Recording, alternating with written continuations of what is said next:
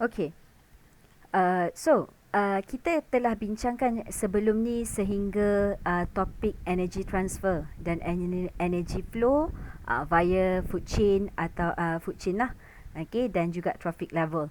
Now kita sampai pada satu proses yang kita panggil sebagai biogeochemical cycle. Okay, so biogeochemical cycle, okay, ada 3 benda dalam proses ini. Di mana kalau you rujuk kepada perkataan bio ini sendiri, dia merujuk kepada biological. Okey, ini merujuk kepada komponen yang kita sebut sebagai biotic komponen. Okey, benda-benda hidup. Apa sahaja benda hidup yang ada dalam alam.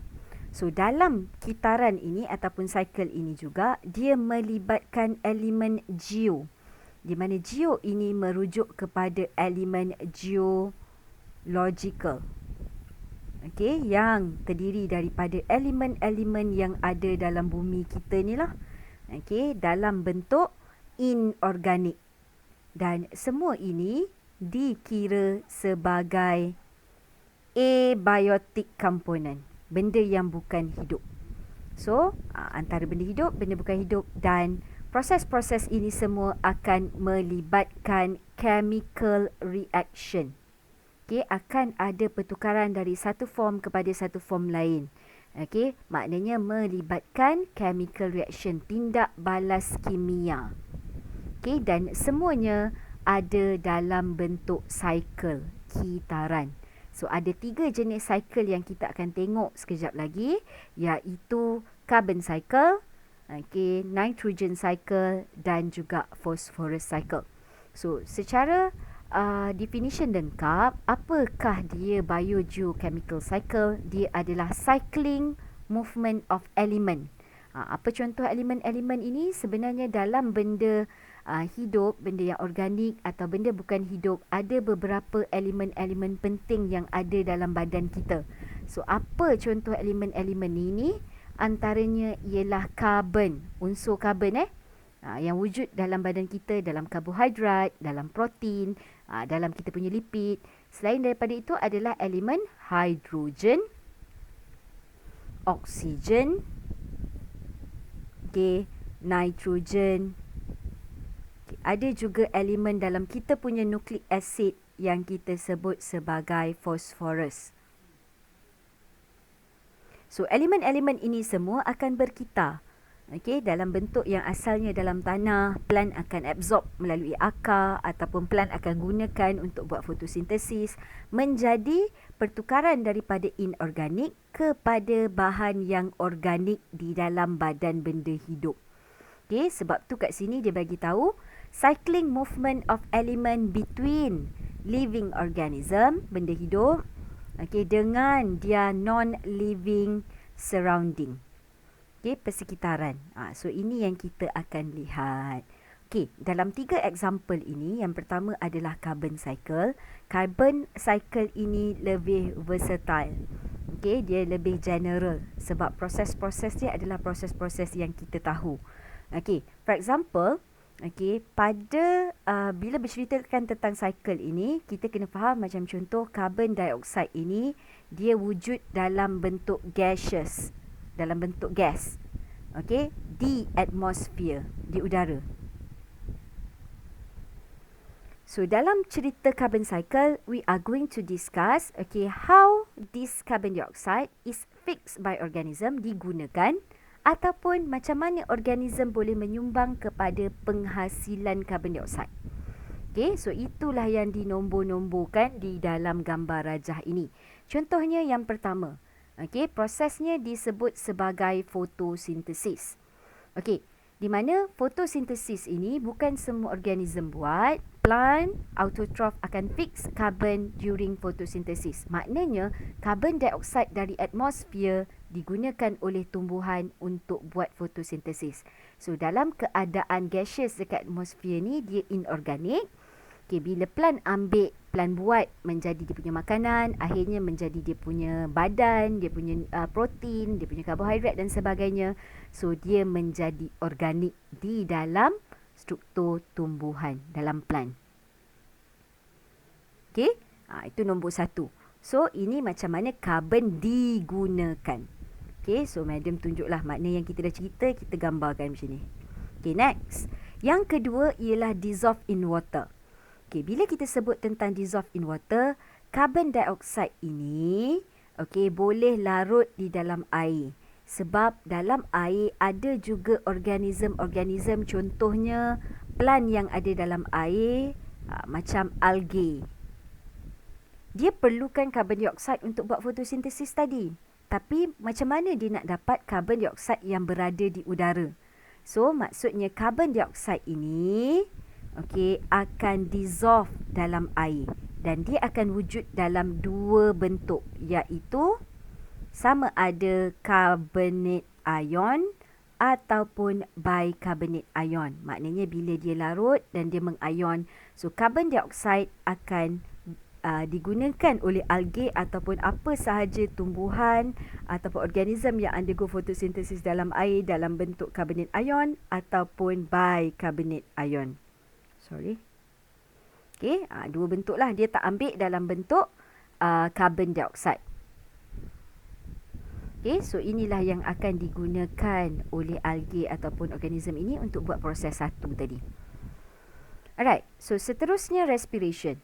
So when we are talking about respiration, kat sini kita nampak plant respiration. Sama juga dengan animal respiration. Fungi ni pun punya respiration. So actually untuk bercerita tentang respiration, dia melibatkan semua benda yang hidup yang bernafas. Di mana dia akan ambil oksigen dan apa yang dia bebaskan bila dia exhale, they are going to release carbon dioxide to atmosphere. So carbon dioxide yang kita release ni atau yang plant sendiri release, dia guna balik, dia ambil balik untuk buat fotosintesis. That is respiration lah. Rasanya tak perlu terang detail sebab carbon return as carbon dioxide to atmosphere occur in plant, animal dan sebenarnya all living organism. Semua benda hidup sebenarnya bernafas. Seterusnya, proses decomposition. Macam mana decomposition berlaku? Kalau you all tengok, decomposition ini yang mana? Inilah animal, nombor 4 ni kan. Animal, plant. So siapa yang ada pen warna lain? Dekat sinilah proses decomposition. Untuk berlaku decomposition, organism ini semua mesti mati dulu, dead. And tak nampak pula. Organism ini kena mati dan mengalami decay. Maknanya dia reput. Barulah akan berlaku proses decomposition. Actually fungi ni pun kalau mati pun sama. Mengalami decomposition. Tapi dia ni lah agent kepada decomposition. Sebab dia akan secrete chemical element dan digest. So mana-mana elemen dalam badan benda mati itu yang ada karbon, so dia akan dibebaskan ke udara dalam bentuk ini sebenarnya nombor 4 ni. Fungi ini sebenarnya adalah arrow nombor 4.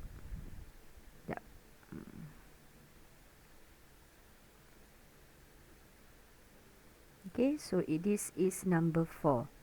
Di mana merujuk kepada fungi buat proses decomposition, uraikan benda mati dan bebaskan carbon dioxide ke udara. Ini yang dicerita kat sini. Carbon dioxide is released during decomposition of dead plant and animal by decomposer. Contohnya dalam tanah ada bakteria, ada juga fungi. So kat sini dia cerita tentang fungsi fungi dan bakteria. So dikembalikan semula. Kalau kita tengok setakat ini, semua proses mengembalikan carbon dioxide ke atmosfer. Hanya fotosintesis yang gunakan carbon dioxide. Apa lagi? Contohnya aktiviti manusia. Nombor 5. Di mana apabila berlakunya pembakaran di kilang-kilang. So proses pembakaran yang bebaskan asap, proses kimia kat kilang kan yang bebaskan asap, itu kita sebut sebagai combustion. So combustion di kilang ataupun lah mak kita buat pembakaran terbuka. Open burning. This one kita panggil open burning. Okay. So pembakaran ataupun burning ini juga menyumbang kepada pembebasan carbon dioxide, return the carbon dioxide to atmosphere. Okay. Tapi kalau combustion, dia lebih merujuk kepada kalau di kilang lah, ini melibatkan di factory, mungkin dia buat pembakaran coal, arang batu. Okay, pit ni adalah sumber-sumber humus yang daripada plant, maknanya benda-benda reput plant tu, ataupun minyak. Semua benda-benda ini adalah bahan-bahan yang terhasil apabila benda mati tu ada separuh diurai, separuh lagi ada yang tersimpan dalam perut bumi dan mengalami proses fossilization. Ni fossilization ini. Okay. So dia bertukar menjadi coal, pit and oil. Okay, coal, pit and oil ini kalau nak bebaskan semula, nak pecahkan menjadi karbon, so kena mengalami proses combustion. Okay, so ini maknanya combustion bahan-bahan ini berlaku di factory lah. Kita tak bakar coal, pit dengan oil ni kat rumah kita kan. Okay, so selain daripada this one, apa yang boleh menyumbang kepada pembebasan carbon dioxide ini, sometimes kita kata human activities lah. Okay, factory apa semua ni adalah human activities lah. Dan satu lagi yang tidak tersenarai di sini adalah burning of fossil fuel. Okay, oleh kereta. Kan kereta bebaskan asap tu kan. Okay, so kat sini pun masih dikira combustion lah, walaupun tak ada dalam gambar. Okay, seterusnya adalah decay. Okay, bila dah mereput tadi, dia mengalami, kalau saya akan fokus pada perkataan fossilization ini. Di mana dead organism mereput dan dia fossilize to become fossil fuel, iaitu pit, coal dan oil. Dan proses ini ambil beribu-ribu tahun. Okey. Barulah dia bertukar menjadi fossil fuel. Tak adalah mati hari ni, esok dah bertukar menjadi pit. Tak. So biasanya berlaku dulu proses dead, lepas tu decay. Mana-mana yang terbebas tu mengalami proses decomposition. Mana-mana yang lebihan tu, yang tertanam makin lama dia akan termendap menjadi rock, menjadi oil, menjadi bahan-bahan dalam tanah. So bila digali melalui proses mining dan berlaku pembakaran di kilang, barulah berlaku proses combustion dan bebaskan dalam bentuk carbon dioxide. Tapi waktu dia tersimpan, proses itu dipanggil fossilization. Okey. Satu lagi, kalau kita tengok adalah proses weathering. Okay, weathering ini adalah disebabkan oleh cuaca. Atau saya nak minta anak-anak tambah, kita buat dia sebagai weathering. Okay, ini disebabkan oleh cuaca and erosion. Okay, ini biasanya kalau air lah. Air atau angin. Okay, dia boleh menyebabkan erosion ni apa? Hakisan.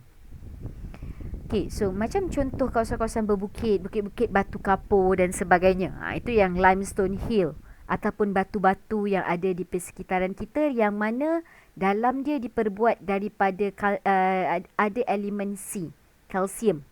Salah, bukan kalsium, C, carbon. Okay, to atmosphere. So cara dia ialah weathering and erosion. Di mana weathering ini contohnya satu batu, okay, diekspos kepada panas. Okay, dia expose kepada sejuk disebabkan cuaca lah yang berbeza. Malam sejuk, siang panas. Bila panas dia mengembang, bila sejuk dia mengecut. So akhirnya dia crack.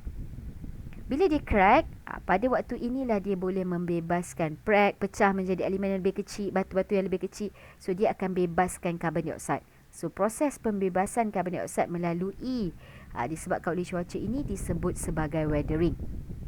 Okay, so macam mana datangnya limestone ini? Kalau kita perasan, organism seperti siput ataupun kerang, dia ada kulit yang diperbuat dari kalsium karbonat. Bila dia mati, semua bahan-bahan itu akan termendap ke dalam dasar lautan atau dalam tanah. Okay, dan inilah yang slowly akan membentuk batu kapur ni. Okay, the process of chemical physical weathering slowly erode. It's a way to return to carbon dioxide to atmosphere. Kalau hakisan ni pula, contohnya sekiranya batu-batu itu expose kepada udara, hakisan angin. Okey, boleh juga, ataupun hakisan air dekat kawasan yang berair. Bila ada arus yang deras, So dia boleh juga membebaskan bahan-bahan ini dalam bentuk carbon dioxide ke udara. So ini adalah 7 proses yang terlibat dalam bertanggungjawab mengitalkan carbon dioxide dalam muka bumi kita. Ini yang ketujuh tadilah weathering. Okey. Kalau nak tengok, okey, kebanyakan proses yang berlaku dalam bumi kita sekarang ni membebaskan carbon dioxide ke atmosfer. In which apabila banyak carbon dioxide di atmosfer, ini yang boleh menyebabkan apa? Siapa boleh bagi tahu madam? Apa akibat apabila terlalu banyak carbon dioxide di persekitaran kita, tapi tak ada pula yang nak fix dia melalui fotosintesis? Okey, apa kesannya? Siapa boleh jawab? Global warming kan ada? Ya, betul. Okey, dia akan menyebabkan berlakunya global warming. Okey, so bila berlaku global warming, itu yang orang kata bila pemanasan global menyebabkan ais di kutub utara mencair. So paras air laut meningkat. So ada pulau-pulau kecil yang semakin tenggelam. So organism kat situ mungkin akan pupus. Okay, so kita nak rasa tak nampak efek dia, tapi semuanya disumbang daripada secara natural kita tak boleh elak proses respiration, weathering, decomposition ni berlaku. Tapi apa yang berlaku di luar daripada normal yang menyebabkan pengumpulan carbon dioxide ini lebih dari biasa? Dia adalah kita punya human activities tadi yang tidak terancang. So kalau ditanya kenapa kita kena belajar ni? Supaya walaupunlah nanti you bukan jadi perancang bandar ataupun apa, kita tetap human. Dan kita boleh minimize the activity. Ataupun nak bantu lagi, sebab tu kita kena ada proses, apa orang kata, tanam balik pokok. Supaya dekat satu kawasan tu kalau kita buat perumahan, dah clearkan tanah, kena ada tanam pokok juga dan sebagainya. Supaya kitaran karbon ini menjadi, orang kata, seimbang. Bayangkan. Sebab tu kalau tempat yang tak ada pokok langsung kita akan rasa panas sangat. Sebab berlaku pengumpulan karbon. Bukan karbon tu bukannya daripada respiration je. Kita tahu kan kereta bebaskan asap, karbon juga tu. Dan sebagainya. Tak? Boleh tak? Carbon cycle ni dia lebih versatile. Dia simple. Dia lebih kepada proses-proses yang tidak melibatkan chemical equation yang orang kata kompleks. Tapi now kita nak tengok pula the second cycle. Apa yang ditunjukkan dalam gambar ni sebelum kita masuk kepada nitrogen cycle adalah sekejap ya.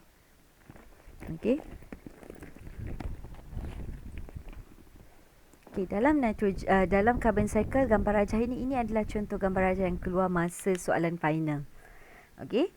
So perhubungan tu tak semestinya dia akan keluarkan gambar rajah yang kita bincang macam ni. So dia akan ada pelbagai apa orang kata representation untuk menggambarkan setiap satu gambar rajah tu. Contohnya dia buat dalam bentuk macam ni je. So apa yang berlaku ni? Kalau you tengok macam mana? So mungkin nanti dalam soalan dia akan minta kita label apa itu A, B, C dan D, dan dia mungkin akan tanya further lah lebih lanjut tentang apa yang berlaku, atau dia boleh minta kita uraikan atau sebagainya. So in case of dia minta kita identify. So bila you nampak gambar rajah secara menyeluruh, mungkin kita rasa ya Allah susahnya. So tengok satu-satu. So contoh you nak tahu tentang A, you tengok fossil fuel. Fossil fuel ni bahan yang termendap tu. Macam mana dia boleh bertukar menjadi carbon dioxide. Yang lain ni abaikan dulu. Tengok yang ni. Kalau tak tahu yang ni, kita tengok pula. Macam B ni ada 2 B.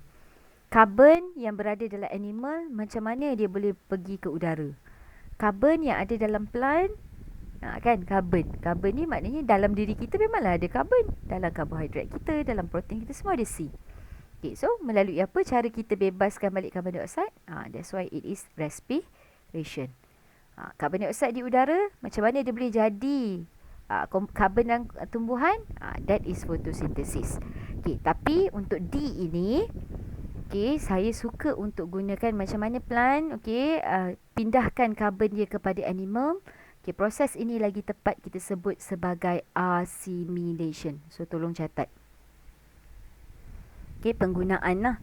Di mana proses assimilation ini adalah along food chain.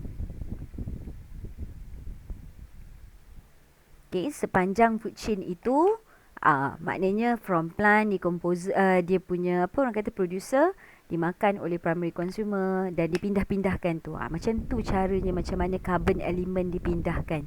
Kita rasa kita dapat dalam bentuk tenaga je. Selain tenaga, itulah juga bahan yang dipindahkan yang akhirnya membentuk protein kita, jadi muscle kita, jadi sel kita dan sebagainya. Okay?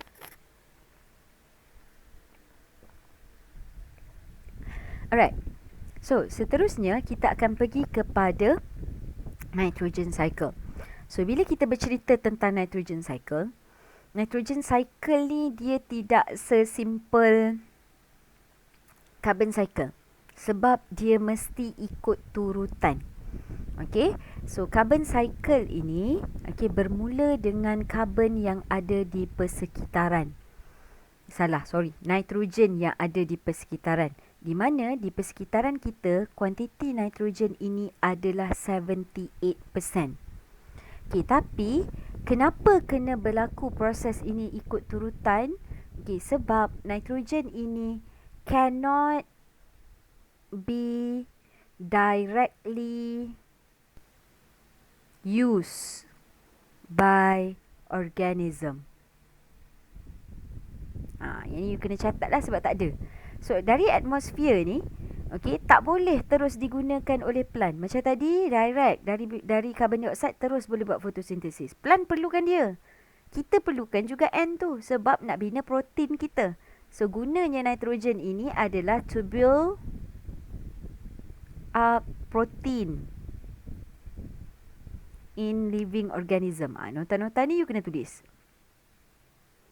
Tapi yang boleh fix nitrogen adalah plant dalam bentuk nitrate only. Kalau plant nak ambil, plant kena serap dia, plant roots. Akar tumbuhan tu akan serap nitrate dalam tanah, dalam bentuk nitrate. Dekat udara dia tak boleh ambil. Dia tak boleh guna daun dia absorb nitrate, tak boleh. Jadi that is why kena berlaku proses-proses ini untuk, nampak tak, dia guna perkataan conversion. Tukarkan satu elemen kepada elemen-elemen yang lain. So apa elemen-elemen penting? So madam akan highlight. So elemen-elemen yang penting kat sini adalah amonium, nitrit, nitrate dan kembali semula kepada nitrogen ion. Kalau kat sini dia agak sukar sikit gambar. Sebenarnya everything ada dekat sini. Tapi madam nak lukis juga sendiri. Nanti kita akan go back and forth. So saya lukis kat sebelah. So you refer pada yang pertama. Yang pertama dia kata nitrogen fixation. Kalau kita tengok proses nitrogen fixation dia kat sini. Kalau anak-anak tengok, nitrogen fixation yang disebut kat sini boleh berlaku dalam 3 cara. Iaitu biological fixation. Yang ni yang saya nak highlight. Ini biological fixation. Ada juga secara atmospheric fixation. Contohnya kat sini you tulis lightning. Ataupun secara industrial fixation, ini adalah penghasilan fertilizer, baja. So kalau lightning dengan fertilizer ni, dia akan direct tukarkan nitrogen kepada NO3- iaitu nitrate. So kat sini you boleh buat lah. Kalau nitrate ini, maknanya nitrate ion ini, dia adalah secara atmospheric fixation atau industrial fixation. Kalau amonia ini, maknanya dia tukarkan N2 kepada NH4+, amonium ion. Kalau nitrate ni, N2 tukar jadi NO3-. Apa penyumbang dia tadi? Dia kata yang ni 2. Atmospheric fixation. Atmospheric fixation ni maknanya apabila berlaku kilat strike, nitrogennya dekat udara 78%. So dia akan melalui hujan tu dia akan menyerap dalam bentuk nitrate. Dan juga kalau baja ni, fertilizer ni kilang lah. Fertilizer. So iaitu kita sebut sebagai industrial fixation. Ini proses-proses lain. Tapi di alam, yang berlaku menukarkan nitrogen kepada amonia ini adalah biological fixation. Di mana biological fixation ini melibatkan bakteria tertentu. Okay, kalau you tengok kat sini, bakteria yang terlibat adalah dia adalah nitrogen fixing bacteria in root of nodules, ataupun nama dia dekat akar pokok kekacang, Rhizobium sp. Okay, so ini yang madam nak gambarkan. Okay. Next ialah proses, sekejap lagi baru madam summary dalam bentuk gambar rajah baru selain ini. Kita tengok dulu proses-proses ni. Okey, proses yang kedua, kalau you tengok dua dekat sini, ada kat sini. Ada dua kali ni. Nitrification, nitrifying bacteria, nama dia Nitrobacter. Nitrification, nitrifying bacteria, tapi nama dia lain. So you tengok arrow. Maknanya this one kena berlaku dulu. Dari amonium tadi yang terhasil daripada biological fixation, nitrogen fixing in the soil ni. Okey, amonium kita nak yang dalam bentuk boleh diserap oleh plant adalah nitrate ni, nampak? Assimilation.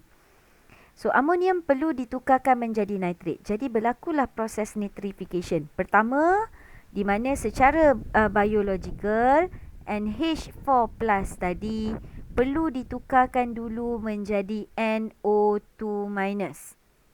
Okay, iaitu nitrate ion. Okay, dan dari nitrit barulah dia ditukarkan pula sekali lagi berlaku nitrification menjadi nitrate ion. Siapa yang bertanggungjawab untuk penukaran amonium kepada nitrit? This is Nitrosomonas species. So this one Nitrosomonas. But this one, okay, ni number 1I. Okay, let's say this one mana tulis I. You tulislah. Dan dari nitrit menjadi nitrit dalam tanah, Nitrobacter yang bertanggungjawab kat sini. Kat sini nombor 2. Okey. So, bila dah wujud dalam bentuk nitrit, barulah boleh pergi kepada assimilation. So, apa itu assimilation? Conversion of nitrate into protein. Okay, yang ni saya nak potong ayat ni. Amonium ni semua tak ada. Kalau dia nak jumpa protein, protein ini protein apa? Protein in plant. Hanya plant yang boleh tadi madam kata absorb nitrate ini tadi, dan proses ini dipanggil sebagai assimilation. Okay, proses assimilation. Okay, plant akan absorb daripada akar dia dan dia akan bina protein dalam badan dia menggunakan nitrate ini. Okay, then apabila plant dah bina, animal makan plant. Okay, dalam food chain. So, contoh rabbit makan plant. So, proses ini adalah proses assimilation juga. Cuma organic nitrogen. So, bila dalam plant dia jadi protein, ini dia dah dalam bentuk organic nitrogen. Sebab dia bukan berada di udara tapi berada dalam badan benda hidup dalam bentuk protein. Kalau tadi ni semua dia dalam bentuk elemen lagi di persekitaran. Okay.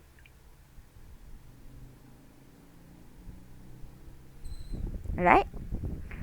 So itu sampai assimilation. So macam mana pula berlaku the conversion of organic nitrogen to ammonia? Okay, organic nitrogen to ammonia. Okay, organic nitrogen. So organic nitrogen adalah dalam badan benda hidup, living organism. Macam mana dia nak tukar balik jadi ammonia? Kat sini berlakulah decomposer bakteria fungi. Ni areanya. Maknanya kat sini apa yang berlaku adalah death and decomposition. So sekiranya plant, animal ini mati, dia akan mengalami decomposition. Elemen N, organic nitrogen dalam badan dia tadi yang berada pada protein itu akan diuraikan. Tapi dalam bentuk apa? Dia ada 4 je ni kan? Gas, nitrogen, amonium, nitrit, nitrat. So, dia akan ditukarkan balik dalam bentuk amonium. So, bila jadi amonium, ada dalam tanah, amonium tukar jadi nitrit, nitrat guna balik. Okay, bukanlah guna untuk oleh yang dah mati tadi, gunalah oleh animal lain, plant lain dan sebagainya. Okay. Tapi sekiranya Okay, so maknanya this one ialah from protein. Madam tulis nota dia protein.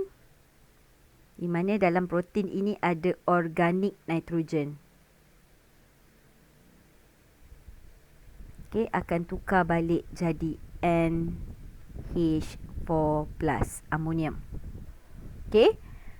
Tapi sekiranya nitrat di persekitaran ini banyak dari biasa, ada bakteria dalam tanah yang akan buat proses denitrification untuk tukarkan balik nitrat ini kepada nitrogen di udara. Okey, so itulah dia kitaran, dia mesti ikut. Ini nama-nama proses, ini pertukaran yang berlaku. So nitrat ini adalah NO3 minus tukar menjadi N2. Okey.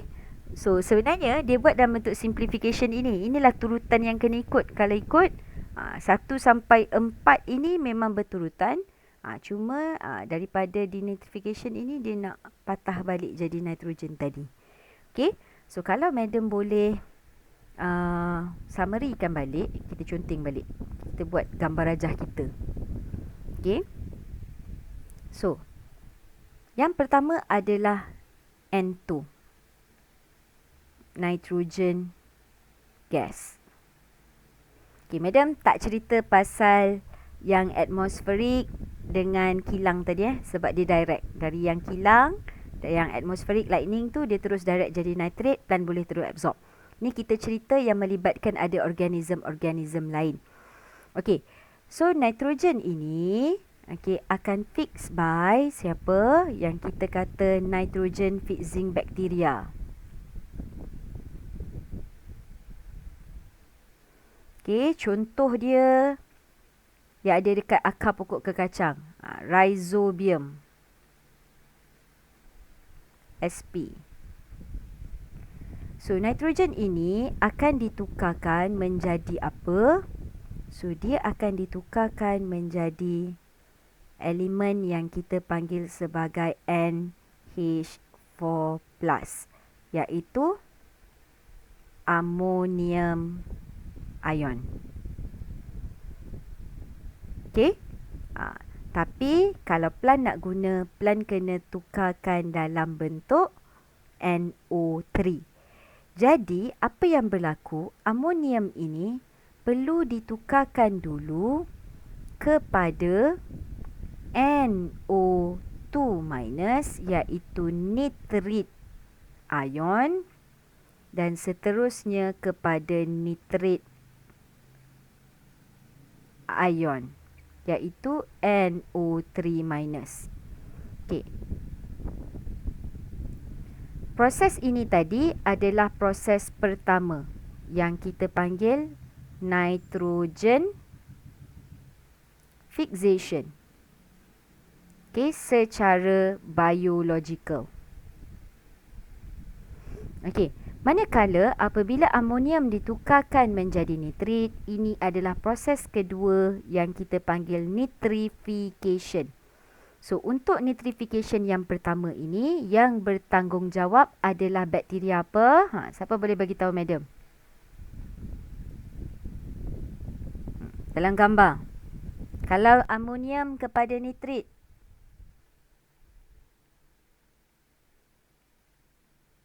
madam seorang je ke ada dalam ni?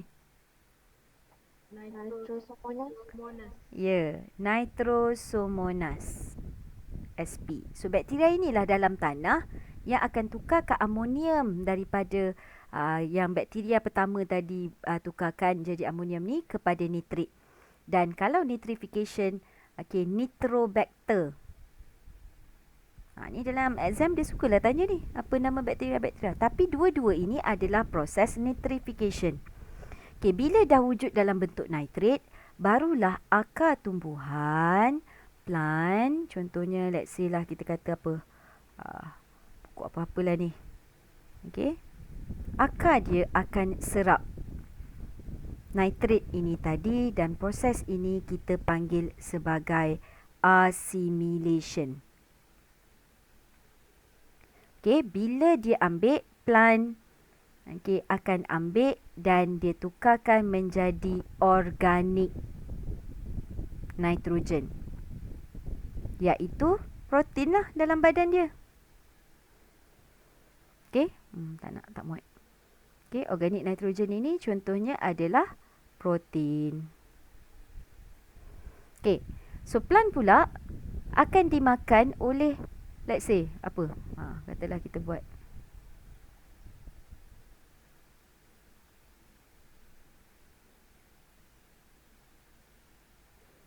rabbit, animal. So, proses ini adalah masih lagi proses assimilation. So, organik nitrogen dalam bentuk protein dalam badan plant tadi, bila rabbit makan, rabbit jadikan tenaga dia, dalam masa yang sama dia ambil elemen N tu untuk buat protein dia pula. Okey? Walau bagaimanapun, apabila dua-dua organism ini mati,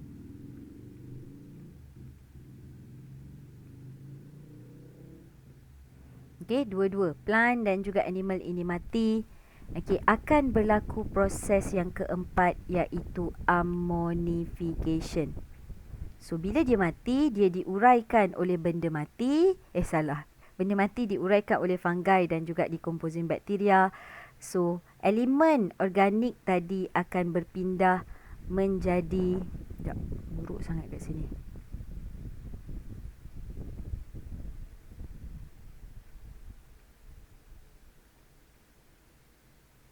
Okey, kalaulah kat sini kita kata death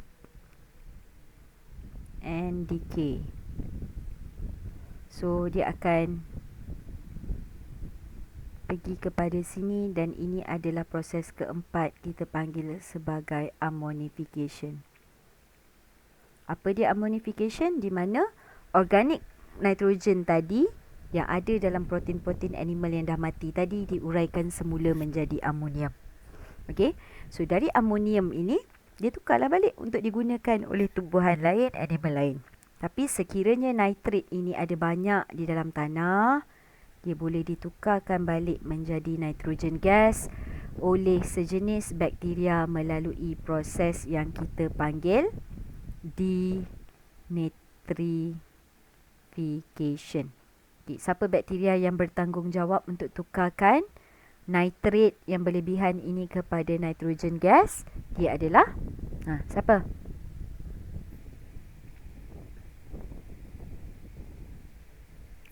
Siapa yang buat proses denitrification?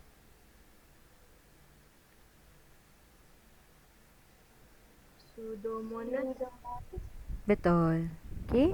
Bakteria yang bertanggungjawab adalah Pseudomonas. Okey. So, dalam cerita ini, okey, kalau kita tengok empat proses dan elemen yang terlibat adalah nitrogen gas, amonium ion, ni dia punya formula dan juga nama dia nitrit ion, nitrat ion. Okey, so dia berkitar-kitar antara elemen, diorang ni elemen, dan juga perkitaran dia masuk dekat dalam badan organism sebagai organik nitrogen. Okey, so bila mati urai balik jadi benda ni. Okey, kat situlah macam mana berlakunya recycling of chemical element dalam benda hidup dan melibatkan benda bukan hidup lah, iaitu elemen. Okey, dan last one, saya nak sentuh sikit berkenaan dengan phosphorus cycle. Okey, ada beberapa poin penting yang kita boleh include dalam phosphorus cycle ini. Dalam nota ni dia tulis general sangat kan. Okey, kita kena ingat, kalau tadi carbon dioxide dan juga nitrogen dia wujud dalam bentuk gas di udara. Tapi phosphorus ini, okay, dia not exist in gaseous state. Okay, elemen phosphorus ini not exist in gaseous state. Okay, so dia hanya wujud dalam bentuk apa? Kat mana kita nak jumpa dia? Okay, kalau kita tengok kat sini, dia bagi tahu phosphorus ini adalah elemen, kalau simbol ion dia adalah PO4 3-. Okay, ini ion dia. Okay, phosphate ion. So, dalam bentuk organik, Kalau tadi organik nitrogen dia dalam bentuk protein. Kalau organik fosfat, dekat badan kita, organik fosfat wujud dalam bentuk apa? Dalam badan kita dia adalah dalam bentuk tenaga kita, ATP. Ataupun kita punya fosfolipid. Ataupun kita punya DNA, nucleic acid kita kan, dekat sugar phosphate backbone tu. Kat situ ada elemen. Tapi macam mana kita benda hidup dapat fosforus ini?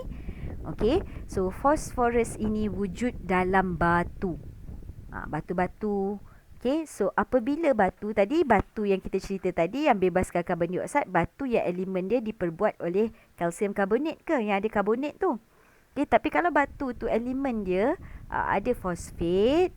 Okey, so bila berlaku weathering and erosion, hakisan udara, air ataupun pemanasan climate change itu, okay, dia menyebabkan inorganic phosphate in the soil itu, okay, akan mengayon lah.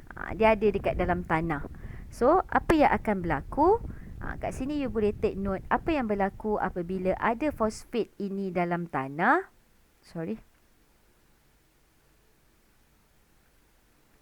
Okay, PO3 4- in soil is taken by plant root. So, akar tumbuhan ini sangat penting. Kalau tadi dia serap nitrat. So, dalam bentuk fosforus, dia akan serap elemen PO4 3- iaitu fosfat ion. Diambil oleh akar tumbuhan. So, dia akan jadi organic phosphate implant yang madam kata. Apa bentuk-bentuknya? ATP, DNA, ataupun kita punya lipid. Yang ada pada plasma membran, fosfolipid. So, bila organism ini mati, mengalami decomposition, dia akan bebaskan balik. Tapi kalau plant ini makan by animal, dia pindahkan organic phosphate ini kepada animal pula. Tapi kalau mati, dia akan berkitar balik lah. So, fosfat ini akan kekal dalam tanah. Dia tidak disebarkan melalui udara. Not exist in gaseous state. Maknanya, not present in atmosphere.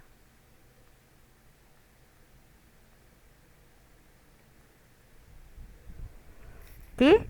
Tapi sekiranya rock, batu ni kan biasa kat darat ataupun adalah batu-batu tepi sungai. Bila berlaku hakisan angin ataupun air, so katalah ada hujan, itu yang menyebabkan fosfat ini boleh juga ada dekat dalam air dalam bentuk larut. Terlarut dalam river dan juga sea. Tapi sama juga, dia tak pergi pada udara. So, animal dan plant yang kat dalam air pun boleh gunakan. Okay. Itu je lah yang berkaitan tentang phosphorus cycle. It is very simple. Cycling dia melibatkan daratan sahaja, tidak melibatkan macam dua lagi, ada elemen daratan dan juga atmosfer. Okay, lithosphere and hydrosphere. Okay, so habis dah kita belajar topik 2.5 di mana biogeochemical cycle menggunakan contoh carbon cycle, okay, nitrogen cycle dan juga phosphorus cycle.